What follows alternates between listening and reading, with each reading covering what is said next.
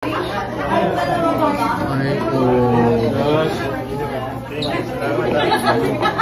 Thank you.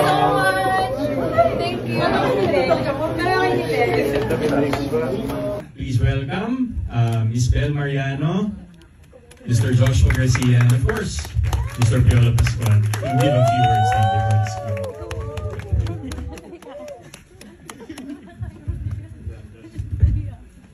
Ano po, magandang gabi. Siyempre gusto ko pasalamat panel. Thank you sa Black Screening and sa support sa pelikula. And sa lahat, maraming salamat po sa pagbibigay ng oras niyo ngayong gabi. At ang ilan sa inyo, alam ko, napanood niyo na. Hindi ba? Yung ilan niya, sila dito.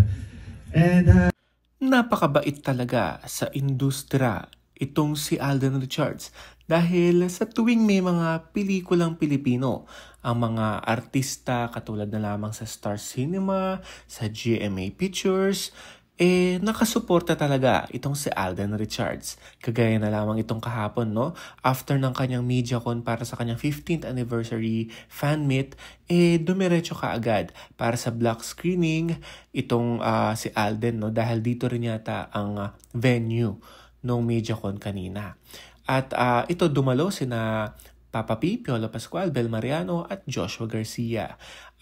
Matatanda ang Hello Love Again at Hello Love Goodbye. Ang kumbaga ay box office at naging phenomenal box office king itong si Alden Richards. Kaya naman malaki ang utang na loob nito sa Star Cinema. Kaya naman binibigay niya rin ito ng kumbaga